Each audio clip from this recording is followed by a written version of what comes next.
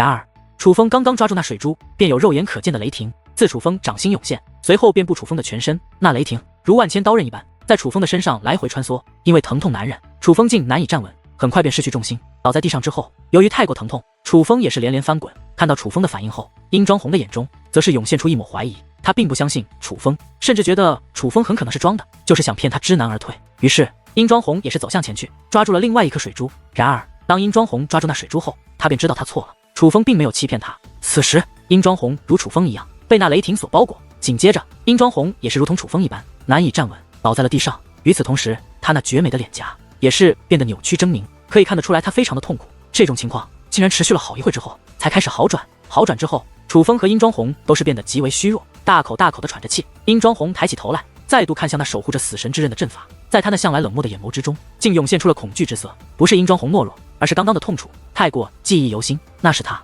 不想再承受第二次的痛楚。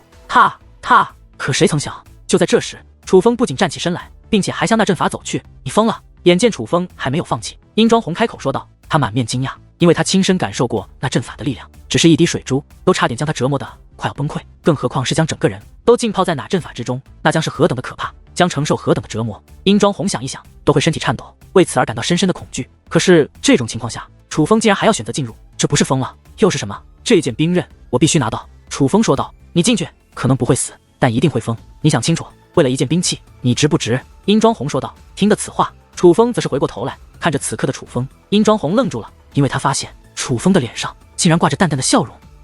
话罢，楚风猛然一纵，他的身体如同离弦之箭，直奔那守护阵法飞掠而去。楚风是想以惯性快速穿透那守护阵法，直接将那把死神之刃拿到手中，只不过那守护阵法却有着阻挡的力量。楚风尽管速度很快，可是触碰到那守护阵法的一瞬间，便被守护阵法给拦了下来。不仅仅是拦了下来，楚风还被弹了回来。尽管如此，可由于楚风身体接触到了大量的阵法，无可避免的还是被那力量所侵扰，并且这一次楚风所承受的疼痛可远非先前可比。过了好一会，那缠绕身体的雷霆才消散，而雷霆消散过后的好一会，楚风才站起身来。起身之后的楚风毫不犹豫的再度向那守护阵法走去，只不过这一次楚风没有像先前一样直接冲过去，而是缓缓的走了过去。然而当楚风触碰到阵法之后，那雷霆便再度缠绕楚风的全身。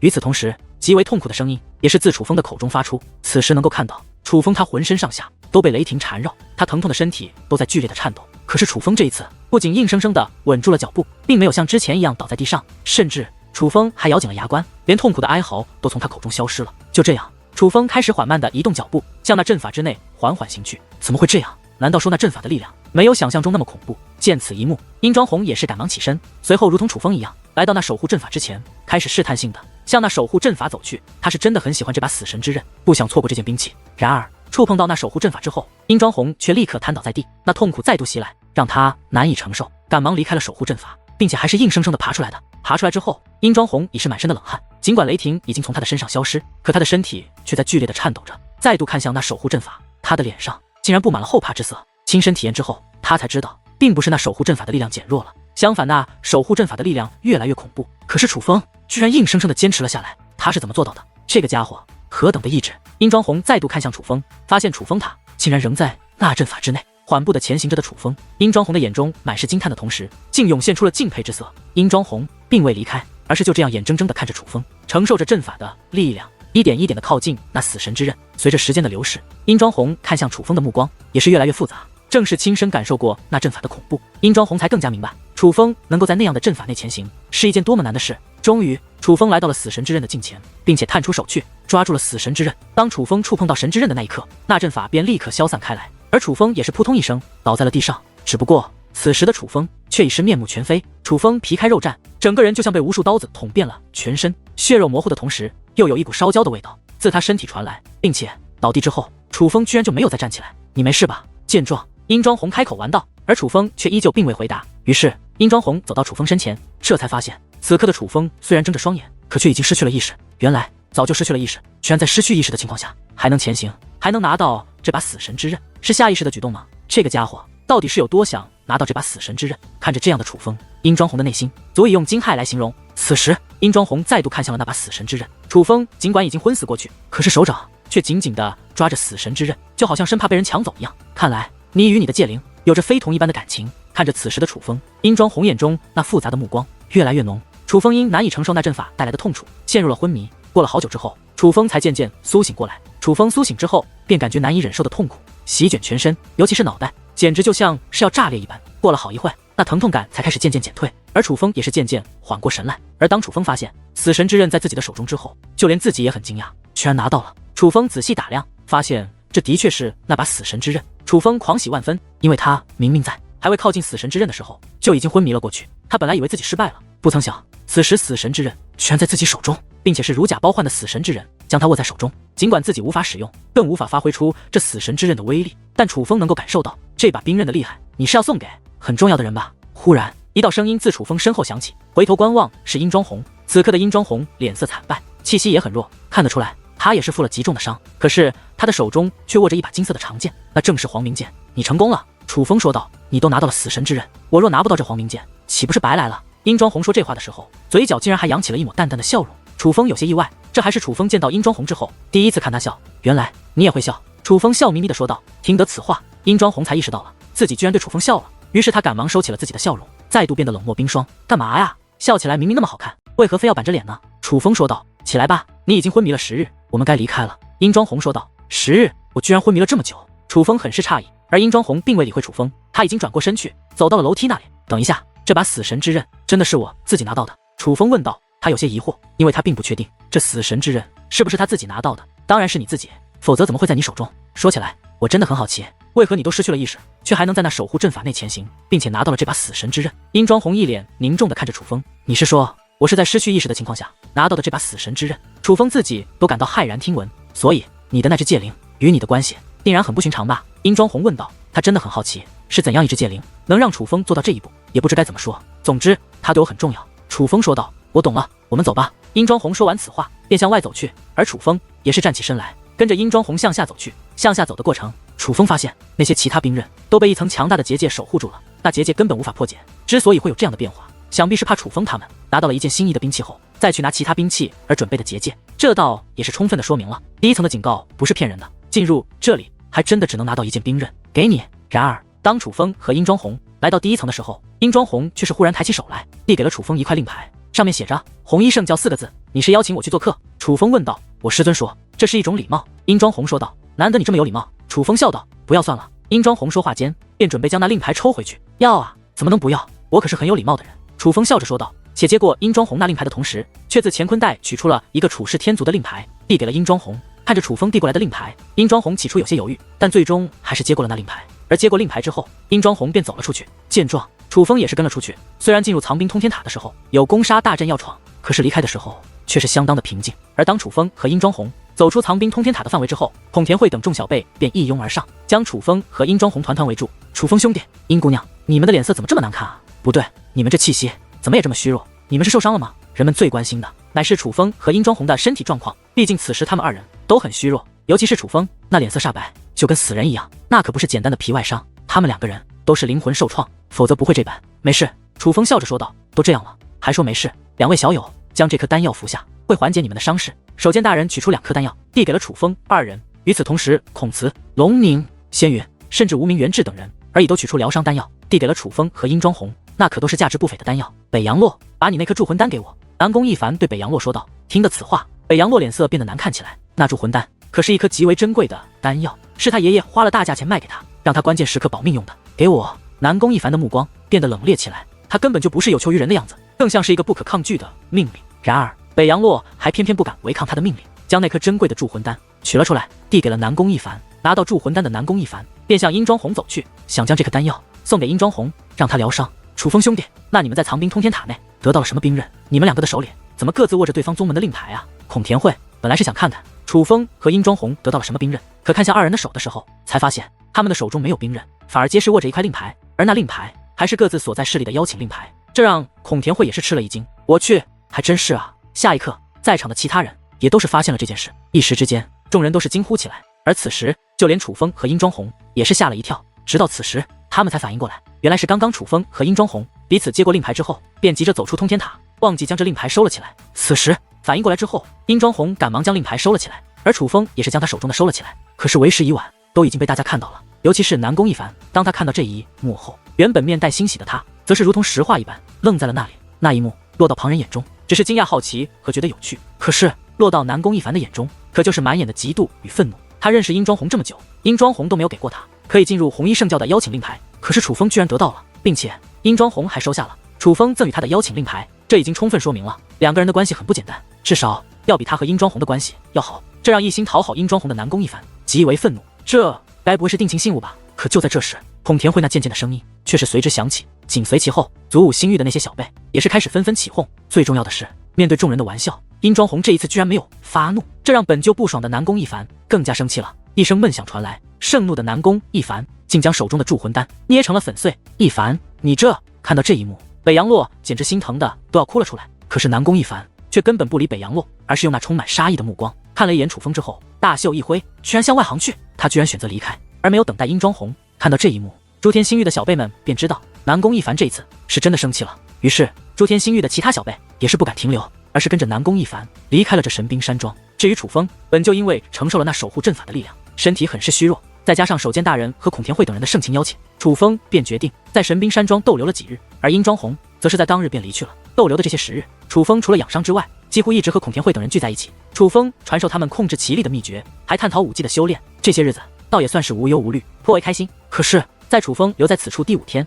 当他再度来到众小辈相聚的地方后，楚风却忽然发现这场面有些不大对劲。据说平日里无名元志和无名熊魔都是最先到达这座他们聚会的大殿的，可是今日无名元志和无名熊魔却并没有在场，而孔田惠以及孔慈等人则是一脸凝重，像是在思考着什么一样。整个大殿安静的有些诡异，这让楚风知道一定是发生了什么事情。楚风兄弟，大事不好了！而就在此时，孔田惠则是看到了进入大殿的楚风，还不待楚风去问，孔田惠便先跑到了楚风的身前。发生什么事了？楚风问道。灵狐天族，是灵狐天族。灵狐天族在同一时间偷袭了星域主界的8处领地，他们不仅将那8处领地给抢占了下来，更是将负责看守那8处领地的星域主界的高手全部被斩杀，一个不留。何时宣战？是对星域主界的宣战。现在星域主界与灵狐天族已是正式开战，所以无名元志和无名熊魔已经向星域主界赶回。孔田惠说道。已经开战了吗？听得此话，楚风也是眉头一皱。尽管早就知道灵狐天族与星域主界会有一战，可当这一天真的来临的时候，楚风的内心仍是为之一震。这可是一场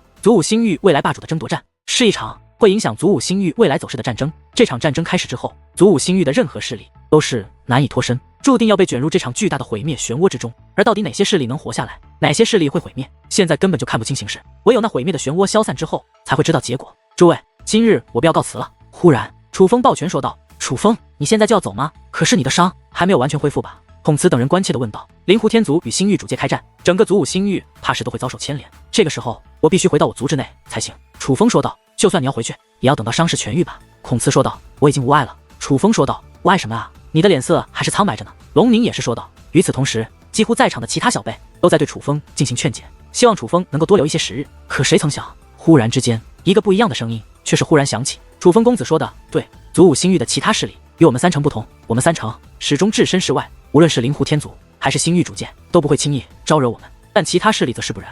现在的祖武星域可以说是到了一个关头，甚至可以说是很危险。如果我是楚风公子，我也会立刻回到族中，所以你们都不要劝了。说这话的乃是仙云。听过仙云一番话后，孔慈等人才明白过来，于是也都不再相劝。随后楚风便去与守剑大人告别。守剑大人也已经得知了星域主界和灵狐天族的情况，所以他也没有劝楚风留下，而是和祖武龙城、妖族圣城以及神体王城的众位小辈一同去送楚风。然而他们刚刚走出神兵山庄，便有蜀道身影出现，那竟然是早在5日前便离去的诸天星域小辈，除了殷庄红之外，几乎全部都在，就连南宫一凡都在。楚风，你总算出来了。看到楚风，北洋洛一脸的冷笑。北洋洛，你什么意思？孔慈上前问道。什么意思？你难道看不出来我们是要找这楚风的麻烦？北洋洛说道。找麻烦？你当这里是什么地方？孔田惠怒喝道。诸位小友，这种玩笑可开不得。守剑大人此刻也是一脸冷漠。守剑前辈，我们没有直接去神兵山庄内找楚风，已经是给足您老面子了。现在这里乃是神兵山庄之外，您老还是乖乖的回到您的神兵山庄之内，因为这件事你管不了。北洋洛一边摆手一边说道，他的态度极为恶劣。哼，在这神兵山庄方圆100万里之内就没有老夫管不了的事情。守剑大人说这话的时候，其体内那尊者巅峰的威压也是释放而出，那威压之强席卷天地，这方天地之内，无论是云端之上还是土壤之下，都被这威压所覆盖。可是面对如此强横的威压，诸天星域的那些小辈却是面无惧色，反而在他们的嘴角还洋溢着一抹讽刺的弧度。区神兵山庄的看门人真是好大的威风啊！老夫倒是要看看，我诸天门要动这楚风，你该怎么管？猛然间，一道有力的声音随之响起，紧接着在诸天星域众小辈身前的空间便一阵蠕动，很快一道身影便自那空间之中走了出来。这是一位年迈的老者，虽是老者模样，可却极为健壮，尤其是那一头白发，非常的有特点。那满头的白色的发丝极为蓬松，就跟一头白色的雄狮一般，看上去倒是有些霸气。最重要的是，当这位老者出现之后，一股更为强大的威压则是横扫开来。这威压之强，竟强行将守剑大人的威压给压制了下去，那乃是至尊境强者的威压。看到这位老者之后，守剑大人也是眉头皱起，他一眼就认出了这位老者是谁。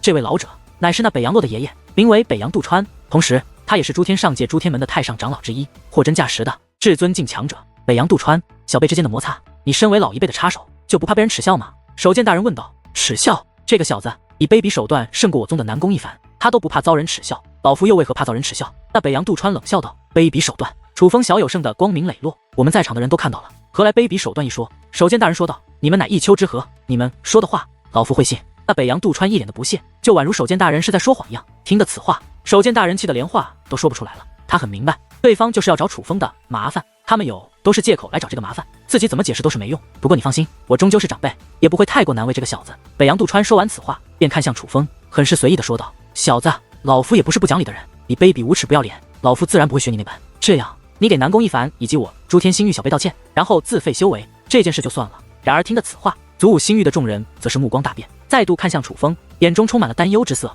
废除修为，这还不叫难为？这简直就是要断送楚风的前程，甚至比要了楚风的命还要狠。想动我楚风兄弟，先过我这关。此时孔田慧竟然来到楚风身前，张开手臂将楚风挡在了身后。诸天门真是好大口气，居然动不动的就要废人修为。好啊，既然你们要废修为，那有本事你先废我的修为。紧接着孔慈、龙宁、仙云等许多小辈也都是站了出来，将楚风挡在了自己的身后。见此一幕，楚风也是心中一动。都说患难之时见真情，楚风虽然这些时日与孔慈等人相处的极好，可却也没有想到，在这种关乎性命到时候，他们居然会愿意替楚风出头，甚至站在楚风的身前。这件事既然是冲我来的，就让我自己解决吧。感动归感动，楚风自然不可能躲在孔慈等人的身后，让他们替自己承担眼前的不利，所以他本想走出来，只是奈何孔慈等人却是死活将楚风拦在身后。为了拦住楚风，甚至不惜施展手段提升自己的修为，以修为强行将楚风拦住，不让楚风走出去。他们可不是摆摆样子，他们是真的要保楚风。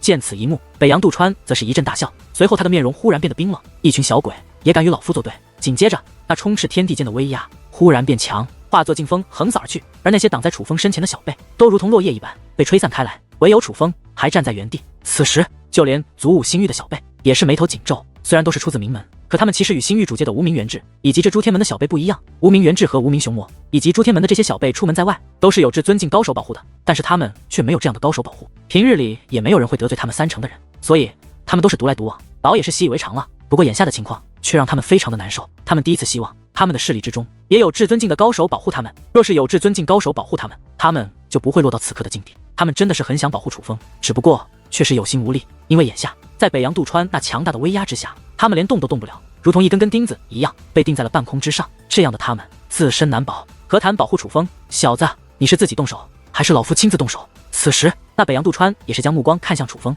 他的态度非常的嚣张，与楚风说话就好像是命令一般。楚风根本就没有选择的余地，不如还是你来动手吧。可就在这时，一道声音忽然响起。当那个声音响起之后，所有人都是心神一动，因为那个声音不是他们任何一个人说的。最重要的是，当这个声音响起之后，3道威压从天而降，每一道威压竟然都是至尊境。当这3道威压出现之后，北洋渡川那称霸天地的威压也是被硬生生的给压制落下去。是谁？这一刻，就连那先前还一副高高在上模样的北洋渡川，也是不由向后倒退几步，眼中涌现出了一抹慌乱。这里是有谁罩着的？你还不清楚吗？声音再度响起，紧接着3道身影同时出现，站在了楚风的身前。最左边的乃是一名女子，虽然从外貌来看，她40中年，但却非常的美，是那种充满妖媚之气的美，尤其那身材简直堪称完美，让男人看到就会心跳加速那种。而她所穿的紫色长裙，就好像是为她这完美的身材专门打造的一样，不仅将她那曲线完美的勾勒而出，一双长腿也是露了出来。如果说孔慈、仙云等人之美是倾国倾城，那么这位的美则是祸乱苍生。但这名女子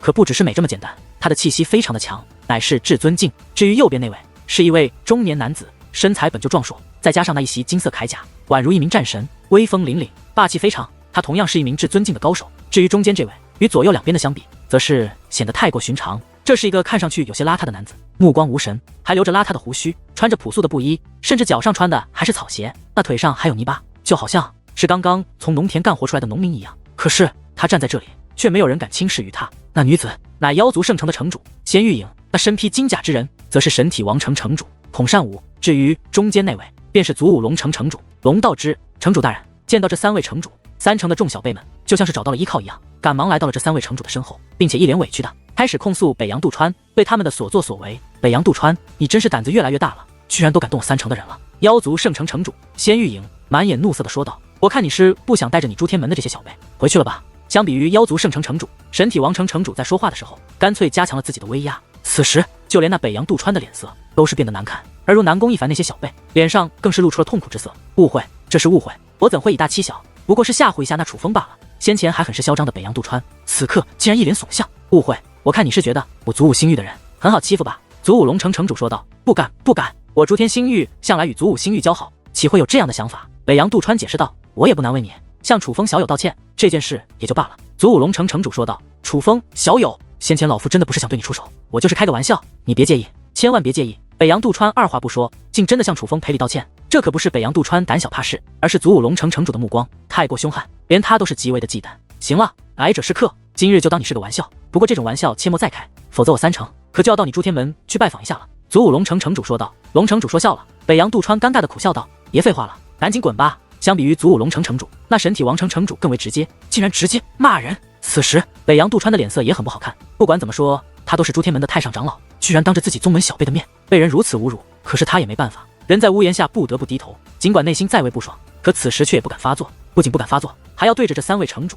毕恭毕敬，且施礼道别之后，才敢转身离去。等一下，然而就在北洋杜川带着诸天门小辈准备离开的时候，那祖武龙城城主却是再度开口。当祖武龙城城主开口之后，北洋杜川顿时身体一颤，在他转过头来之后，人们能够看到他居然吓得连冷汗都冒了出来。龙城主，还有什么事吗？北洋杜川的声音都是变得战战兢兢。想必你也应该知道，我祖武星域最近发生了一些事情，但不管何事，终究是我祖武星域的事情，还望诸天门不要插手，否则我3城绝不会袖手旁观。祖武龙城城主说这话的时候，目光极为的冰冷，这下的北洋杜川连声音都有些颤抖了，赶忙说道：“这是自然，这是自然。行了，走吧。”祖武龙城城主挥手说道。见状，北洋杜川也不该犹豫，赶忙带着诸天门的众小辈转身离去。先前的阵势，连北洋杜川都被吓到了，就别说其他人了。所以他们这离去的途中，全都鸦雀无声，没有一个人说话，气氛非常的尴尬。直到他们觉得自己走远之后，南宫一凡才终于忍不住了，问道：“太上长老，不过是3城城主罢了，我听闻他们与您一样，都是一品至尊，同是一品至尊，您为何如此惧怕他们？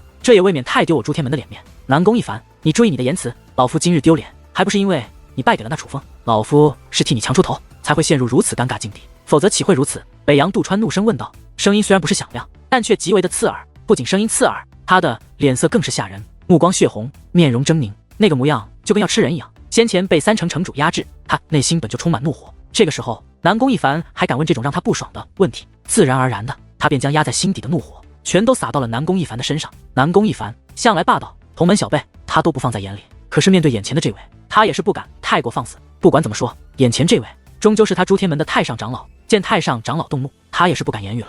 神体王城和妖族圣城的城主，老夫还真不放在眼里，可那祖武龙城的龙道之可就不同，你们可要知道，3城在祖武星域内，连星域主界和灵狐天族都不敢招惹，是为何？北洋杜川问道。太上长老大人，这是为何啊？诸天门众小辈问道。就是因为那龙道之，北洋杜川说道。他不是与您一样，也是一品至尊吗？诸天门众小辈问道。一品至尊，他可没有你们想的那么简单。北洋杜川叹道。爷爷，难道说那祖武龙城城主是2品至尊？北洋洛问道。他的不简单，绝非是修为可以衡量的。北洋杜川说道。而听得此话，南宫一凡和北洋洛这样的小辈也是神色一动，从他们闪烁的目光中可以看出，他们此时内心的阵阵后怕。尽管北洋杜川没有将话说透，可他们却也都意识到那龙道之的不同寻常。父亲大人，2位前辈，你们怎么来了？还好你们来了，不然我们今日可就要被诸天门那些混蛋欺负了。此时龙宁跑到了祖武龙城城主面前，一把抱住，竟撒起娇来。什么叫做我们怎么来了？我们一直都在，若不跟着你们，你们岂能安然到今日？祖武龙城城主说道。听得此话，龙宁、孔慈、仙云等小辈都是神色一滞，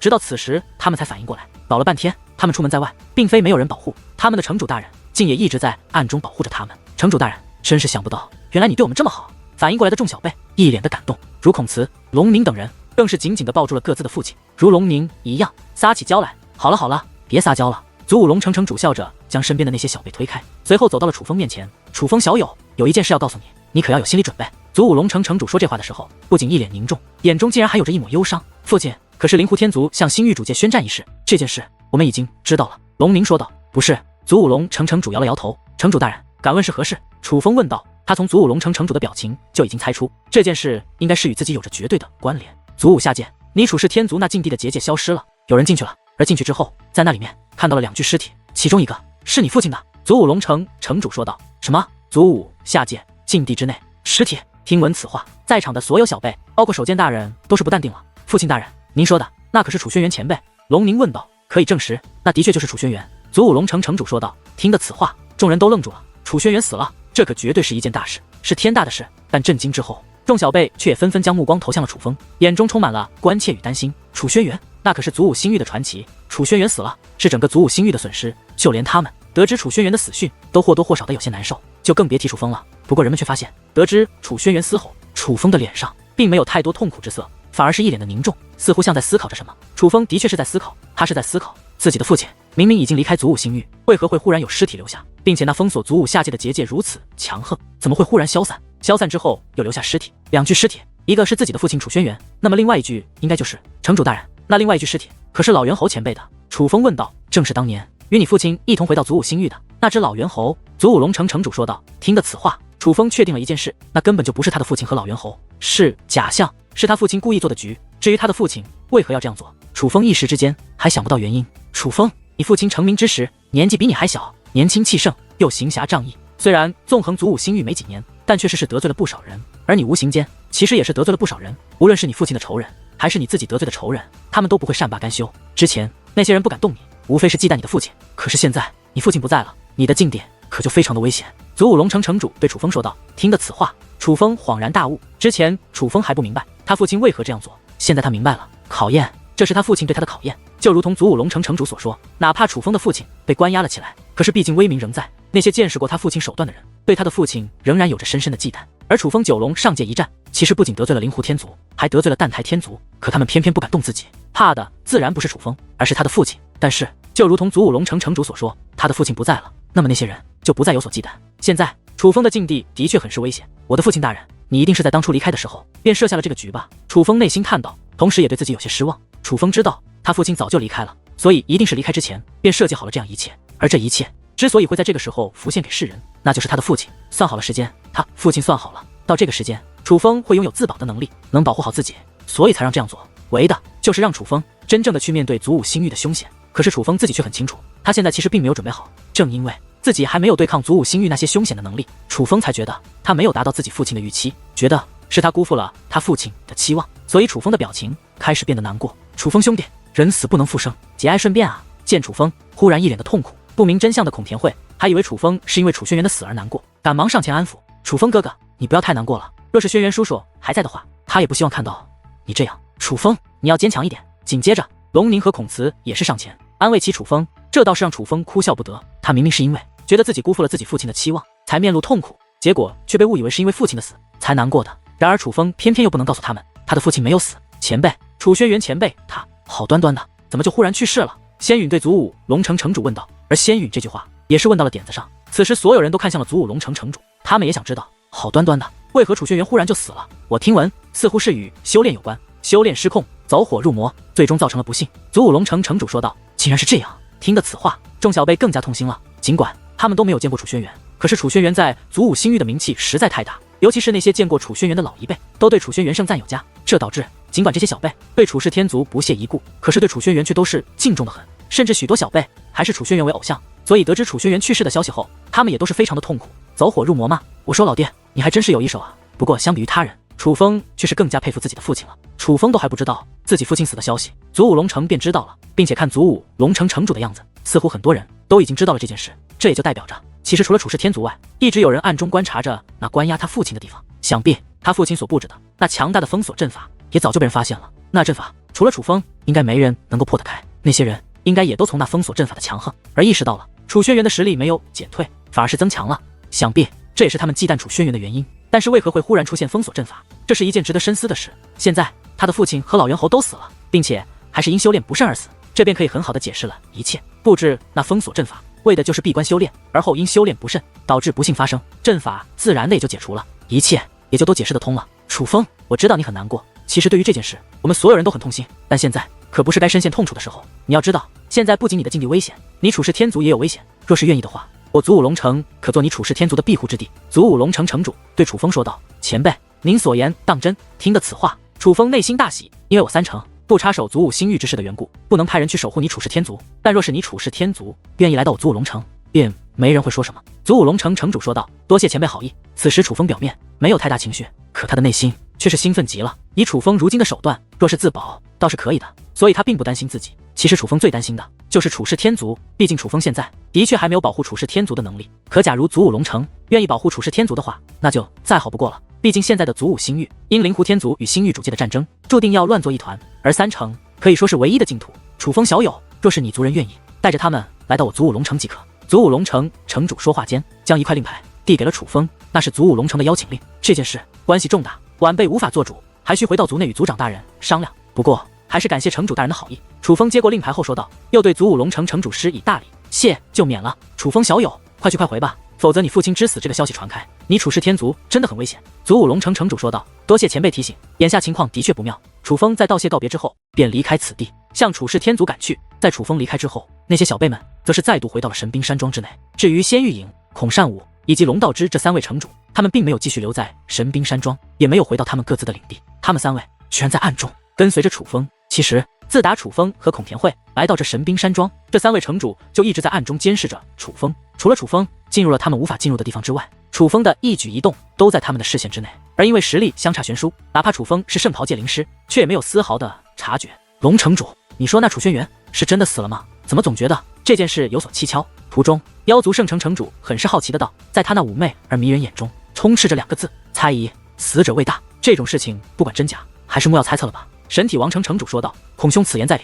祖武龙城城主说道，也对。妖族圣城城主妩媚一笑，旋即说道，那灵狐天族与星域主界一战，你们觉得哪方胜算更大？不好说，若是没有其他势力插手，只凭各自实力，自然是星域主界更强。不过蛋台天族、角里天族以及通天兽族还有梦魇鬼族与灵狐天族走得很近，怕是早就已经联手。现在战事刚起，他们还没有动作，但迟早是要出手的，所以这个局势胜负难定。祖武龙城城主说道，若是这样，那反倒是有趣了。妖族圣城城主的嘴角掀起了一抹淡淡的弧度，这场关乎祖武星域未来形势的战斗，对他来说没有丝毫的担心可言，反而觉得是一件很有趣的事情一样。这也不能怪他，毕竟对于三城而言，无论是灵狐天族还是星域主界，哪个夺得祖武星域的霸主之位，却都要对他们三城毕恭毕敬。在祖武星域内，他们三城不怕任何势力。其实我倒是觉得是灵狐天族急了。从小辈的天赋来看，灵狐鸿飞可要比无名元志以及无名熊魔强了太多。随着时间流逝，这种差距还会不断扩大，并且我听闻灵狐鸿飞与楚风战成平手之后，回到楚氏天族，便进入了那雷火血脉阵之中。如今已是从那雷火血脉阵成功出关，他的修为定然大涨。若是灵狐天族继续隐忍，待得灵狐天族成长起来，星域主界地位自然不保，根本无需在这个时候冒险。神体王城城主说道，令狐鸿飞的潜力在之前祖武星域的小辈当中的确是最强，可那是以前，当楚风出现之后，灵狐天族也是感受到了威胁。祖武龙城城主说道，难怪龙兄愿意要将楚氏天族那些平庸之人接到你祖武龙城，原来是你看中这个楚风啊。不过还真别说，楚风这小子的潜力的确不容小觑，尽管从年纪来看仍是不如他父亲当年，可是日后的成就却是不可估量。提起楚风，神体王城城主的脸上也是涌现出欣赏之色。龙城主可不是意气用事的人，你愿意收留楚氏天族，不只是看好楚风吧？相比于神体王城城主，妖族圣城城主则是笑得意味深长。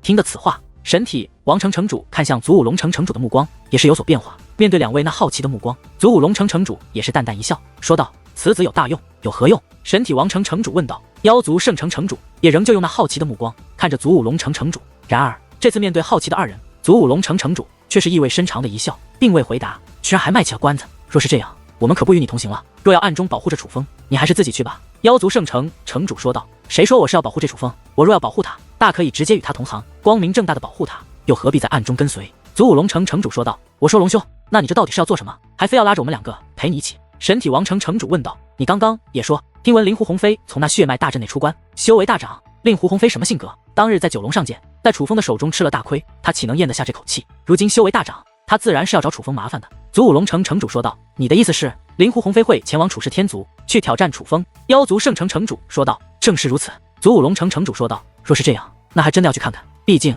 这可是一场好戏啊。神体王城城主说道。现在的楚风可不是灵狐鸿飞的对手。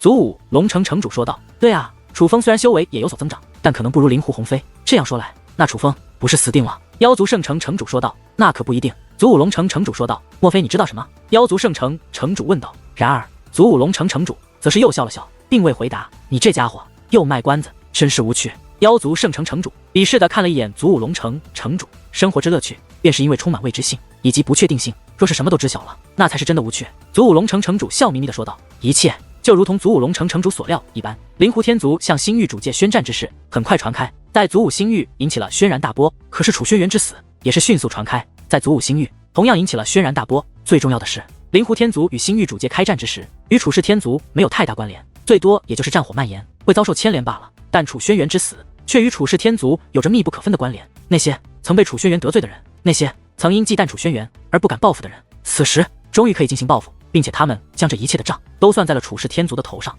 眼下各方高手齐聚于楚氏天族之外，那可都是来自其他上界的人，大部分都是无门无派，他们是不属于任何势力的人。可就是这样的人，却是聚集了上万人，并且这些人几乎就没有弱者，最弱的都是武仙巅峰，而大部分都是尊者境。在大千上界，这种武仙境都是顶尖高手，至尊境乃是最顶尖高手的地方，忽然出现了这么多武仙巅峰和尊者境的高手，并且还是前来讨伐的，这简直就等于是天灾降临。莫说祖武星域的各方势力都吓坏了，就连楚氏天族的许多族人也都是被吓坏了。那守护家族的结界已经张开，将楚氏天族封锁，而楚氏天族族内的高手也全部汇集在结界之内，随时做好了开战的准备。父债子偿，将楚风交出来，否则今日就踏平你楚氏天族。一时之间，阵阵讨伐之音如雷霆一般不断炸响，方圆数里之外都是听得清清楚楚。那些胆小之人都是吓得逃窜，生怕遭受牵连，而胆大之人则是跑到近前，躲在暗处围观。完了完了，真是想不到楚轩辕的作用这么大。本来以为楚轩辕被楚氏天族关押起来，已成为世人眼中笑柄，却不成想居然无形间还在威慑着那么多人。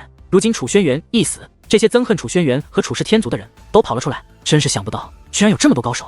楚轩辕当年到底是得罪了多少人啊？这你就不知道了吧？当年楚轩辕所得罪的人，不是名门之后，就是拥有极强天赋的高手，他们为了报仇，许多都是闭关修炼，如今修为大成，自然是要报复的。总之今日楚氏天族定然是要完了。看着那由数万高手组成的浩瀚人马，那些躲在暗处围观的人都是深深的为楚氏天族捏了一把冷汗，甚至觉得楚氏天族怕是将在今日从祖武星域的历史上除名。就这群乌合之众也敢来楚氏天族捣乱，真是不自量力。然而当大部分都觉得楚氏天族必死无疑的时候，却有一个不一样的声音在这群人的身后响起。听到这样的声音，众人本想大骂，可是转身一看，那竟然不是寻常之人，那乃是鬼宗殿的人，并且这个人的气息也与他们不一样，明显是一位高手。还以为谁会说出如此荒谬的话，原来是鬼宗殿的大人。只是大人，您仔细看看，那些前来讨伐楚氏天族的都是何等的高手，那许多可都是尊者境的强大存在啊！尊者境高手，楚氏天族总共才有几位啊？可是此刻楚氏天族所面对的却是足足几千位尊者境高手，这差距是如此的悬殊，明眼人都看得出来，楚氏天族是必败无疑。为何您还要说他们是乌合之众呢？说句不好听的，莫说是尊者境的高手，就算是那其中武仙境的高手，随便拉出来一位，怕是大人你也不是对手吧？此时也就是看对方是鬼宗殿的人，大家言语有些收敛，否则定然会拼命的嘲讽这位鬼宗殿的人。事实上哪怕已经收敛，可是大家的言语仍是充斥着嘲讽之意，这也不能怪那些人，毕竟大千上界就是这么一个情况，武仙境巅峰都是一等一的高手，尊者境那在大千上界更是最顶尖的存在，但大部分尊者境的高手也不过是一品尊者罢了。可是再看那些此时自各方势力汇集于此的高手们，最弱的都是武仙巅峰，就连尊者境高手居然都有数千人。楚氏天族虽是大千上界主宰，可若要与此时前来讨伐的人马相比，那简直就是江河与大海的差距。在大千上界大部分人的眼中，这由祖武星域各方高手汇集而成的讨伐大军简直就是天神下凡，在他们眼中这根本就不是寻常的修武者，而是由神灵汇集而成的大军，是拥有毁灭苍生毁灭一切的不可战胜的大军。可你们对楚氏天族还不了解，还不知道我们大千上界主人的实力。不过这也不怪你们，毕竟你们了解的实在有限，继续看下去吧，很快你们就会知道楚氏天族早就今非昔比，不是这群乌合之众能够随意欺凌的。对于众人的嘲讽，鬼宗殿的高手也不生气。其实他当日曾与鬼宗殿殿主进入过虚空神术，所以他是知道楚氏天族族长如今的修为的。不过因为楚氏天族族长说过他修为之事要保密，所以楚氏天族族长修为之事并未传出来，而他自然也不会与这些人说这件事。也正因这件事并未传开，所以大部分人都不知道楚氏天族族长的真正修为，他们对楚氏天族的了解还停留在过去和曾经。正因如此，他们此时看向鬼宗殿这位高手的目光就跟看待傻子一样，觉得他是在自欺欺人，根本都没有面对现实。再问一句，是否将那楚风交出来？若是还不交，那我们可就不客气了。此时那前来讨伐的人马之中，一个身穿黑袍的白发老者高声问道，他声音如雷，态度极为嚣张，他说的话可不是商量，更像是在下旨意。这位老者名为黑风老人，不仅拥有着8品尊者的修为，在祖武星域也是有着一些名气。正所谓群龙不能无首，尽管这些讨伐之人自不同的地方而来，但他们却也需要有人领导。而黑风老人便顺理成章的成为了这支讨伐之师的领导者。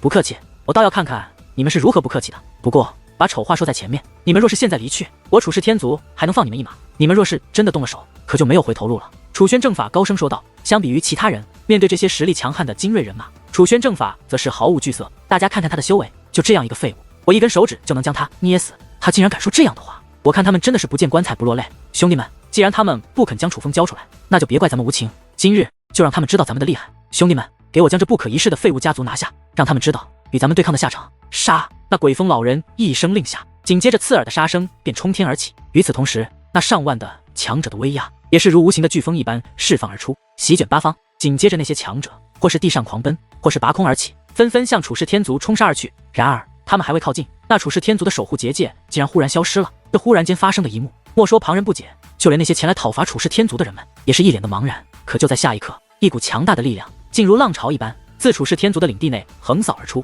瞬息便将那前来讨伐的众人所淹没。由于力量太强，那由上万人汇集而成的人马竟然毫无反抗之力，就如大片的落叶卷入了浪潮之中，只能随波逐流。原来那是威压，是尊者巅峰的威压。当那威压攻势消散之后，那数万人马已是退到了数万米之外，所有人或多或少的皆是负伤，极为的狼狈。就连那黑风老人也是狼狈不堪的趴在地上。见到这一幕，莫说是那些前来找麻烦的人一脸的惊慌失措，就连祖武星域的那些围观者也是一脸的茫然。那些前来讨伐的人可不是乌合之众，大部分可都是尊者境的高手，甚至其中几位更是达到了8品尊者的境界。这样的修为在大千上界绝对是无敌的存在。在人们看来，这些高手所汇集而成的人马完全可以击败大千上界的任何一座势力，就连楚氏天族也不例外。甚至就算楚氏天族联手大千上界的所有势力，也是无法与这些人抗衡。可是眼下居然只是一击便让这些高手败下阵来，这自然让人大跌眼镜。楚氏天族内有高人坐镇，这是此时大部分人心中的想法。一时之间，人们都将目光投向了楚氏天族之内。果不其然，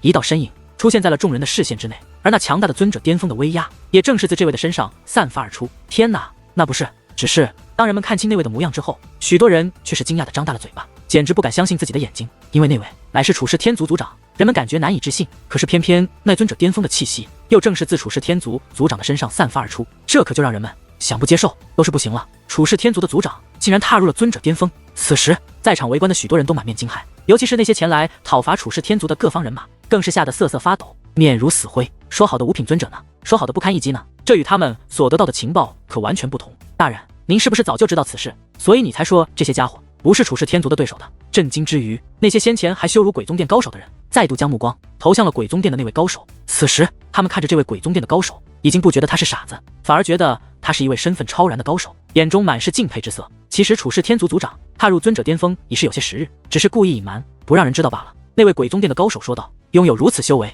何必隐瞒？直接说出来，不是可以更好的威慑众人？那样一来，就不会发生今日这样的事了。对啊，一族族长的修为几乎没有人对外隐瞒的，反而是修为增进之后都恨不得立刻昭告天下，威慑八方。怎么楚氏天族族长还隐瞒呢？那些人惊叹楚氏天族族长实力的同时，却也不理解楚氏天族族长这样的做法。如你们所说，若是早就公开修为，那么这些人今日不会出现在此处。可若不出现在此处，又怎会知道那些人对楚氏天族心怀不满呢？鬼宗殿的那位高手说道。听你这样一说，那还真是有些道理。听得此话后，原本无法理解的众人倒也是赞同的点了点头。族长大人，怎么处置这些人？此时楚宣正法来到楚氏天族族长身旁问道。放了吧。楚氏天族族长说道。什么？放了？听得此话，楚宣正法以及刑罚堂的其他人都是目露不解。你们之前也许因为亲人被伤，或者是其他事情，都与轩辕有些摩擦，可轩辕已经不在了，过去的就都过去吧。今日我也不难为你们，散了吧。楚氏天族族长高声说道，他的声音没有愤怒，反而充满了无奈。听得此话，那些前来讨伐的人简直不敢相信自己的耳朵，一个个的都愣在了那里。自古以来，各方势力都是以铁拳横扫四方，如他们这样上门讨伐者乃是大罪，若被对方击败，就算不杀无赦，也会处以重刑，以免他人效仿。本来当他们得知楚氏天族族长的修为已经达到尊者巅峰后，都以为自己死定了，可不曾想楚氏天族族长居然要放过他们，还在这里做什么？还不快滚！非要我把你们抓起来！见那些讨伐着愣在原地刑罚堂的许多人纷纷怒斥起来。其实他们也无法理解楚氏天族族长的举动，他们恨不得把这些前来捣乱的人全都杀了，因为他们知道，若是楚氏天族族长不是尊者巅峰的修为，若是今日楚氏天族真的被这些人所攻破，那楚氏天族必将生灵涂炭，甚至楚氏天族可能会在今日灭族。这些家伙可绝对不会对他楚氏天族手下留情，所以他们此时仍然是满心的怒火。若不是他们族长大人不允许，他们真的想狠狠地教训一下这些人，自然也不会对他们客气。多谢楚氏族长，